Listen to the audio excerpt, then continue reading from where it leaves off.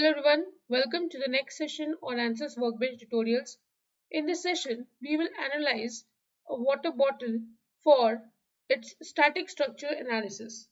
Here we are going to analyze the bottle for an internal pressure which is generated because of the fluid it is carrying at a particular pressure. We will start by double clicking on static structural module. We will first go to engineering data. Now in this analysis, I'm going to use two different materials. One is PET, which is the first material. I'll give the density, which is 1380 kg per meter cube. Next material property is isotropic elasticity. Young's modulus, I'll give in megapascal. This is 4000. Value of Poisson's ratio is 0.39. Now apart from this, I'm going to give another material. So I'll go to engineering data again. Engineering data sources is what I've clicked on. General materials. Stainless steel is a very commonly used material for water bottles. So I will select stainless steel over here. Then I'll go to project and I'm going to update the project.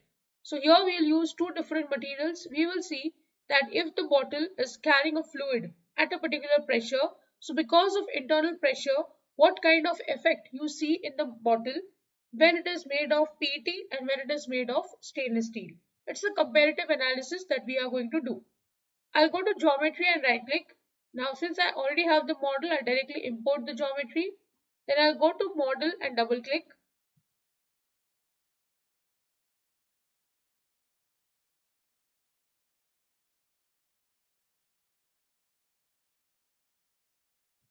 We'll first go to geometry.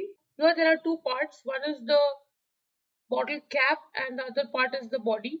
I will just suppress the cap because I don't need it. I'll go to this body and here I'll give the first material as say PET. Next I'll go to mesh and I'm going to update the mesh.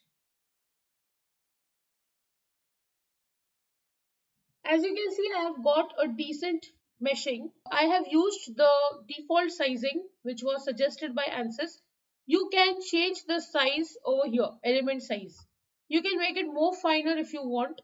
If your software version supports, since I'm using the student version, I am using the default sizing itself. If I use more finer mesh, it will give me an error. So I'm continuing with this mesh. Then I'll go to static structural, right click, insert, fix support. I will give the bottom edges which touch the table or any surface where you keep the bottle as fixed. You can see these edges are touching the ground.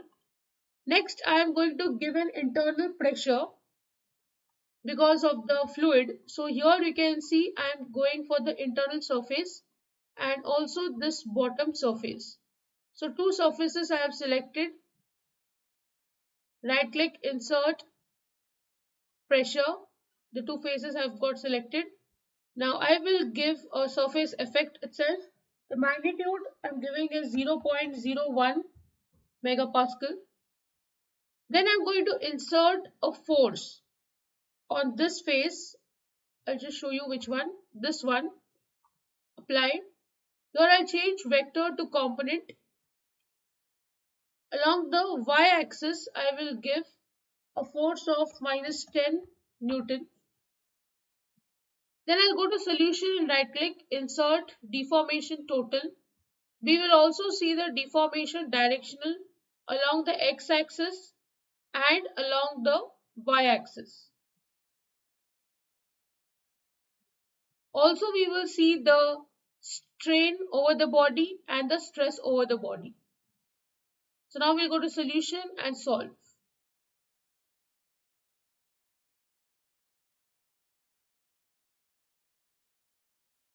Let's go to the first result of total deformation. You can see here there is a deformed value already and the deformed state. So we can animate and check the pattern of its deformation. Maximum value of deformation is 0.0519 mm. So it's actually a very small deformation. It is not a big deformation. What you see over here is an exaggerated version of the motion. Now here you can see the values and here you can see the colors. So you can just match the values and the colors. Now suppose if you don't want to see the mesh over the body, you can just go to edges and select no wireframe. In FEA, the mesh is used for calculating the value in those nodes and in that element. But when you see the result and you are representing it, even if you don't show the elements, it's absolutely fine. You can just remove the mesh and you can see the result. So when you see this, this is just animated version which has got stopped. Hence you are seeing this way. Just click on some other result and come back to total deformation. So you can see the proper deformation over this body. Now contours also is showing you the banded contours. If you want, you can see the smooth contours such that the colors blend into each other. Now if you're bothered about the results, just go to probe, and if you can move the cursor over this body, you can see the value at any point that you desire. If you click on max min, you can see where the value is maximum and where it is minimum. Now whether you want to see with smooth contour or with banded form, it's completely your choice. Then we'll go for directional deformation. You can see over here, this is along the x-axis, as you can read here. Also to the left, you can see the orientation is of x. You can again animate and check this result. You can see the pattern of these colors being generated, such that when the load and the pressure is applied, how this stress is generated, how the deformation is taking place, you can see these patterns. Here the maximum deformation is 0.00699 mm and minimum is minus 0.006778. Then we'll see the directional deformation along the y-axis. You can see maximum is 0.002 mm and minimum is minus 0.05 on this body. Animation is the same, so I'm not animating again. Then we'll see the equivalent elastic strain. You can see it is 0.00068 maximum. Minimum is 8.01 into 10 raised to minus 6. If you want to see where it is max and min, you can click on max min. That value is shown. Then we'll see the equivalent stress. You can see the stress is maximum here and minimum at this zone. If you still want to animate and check this result, you can see the pattern of its color change. Now we have used the first material as PET. Let's change this to stainless steel, because these days a lot of bottles are made of stainless steel. So now we'll go to solution and solve once again.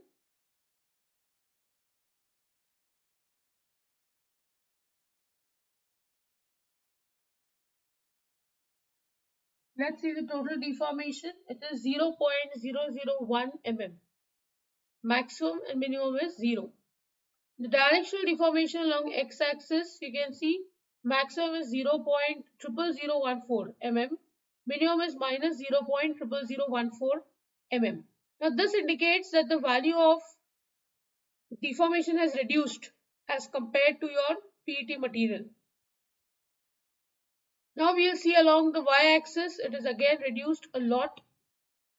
The strain is very less in this body and the stress is just 2.4 megapascal, which shows that we are actually in a very safe zone when it comes to stainless steel, and you can definitely increase this pressure. It was 0.01 megapascal.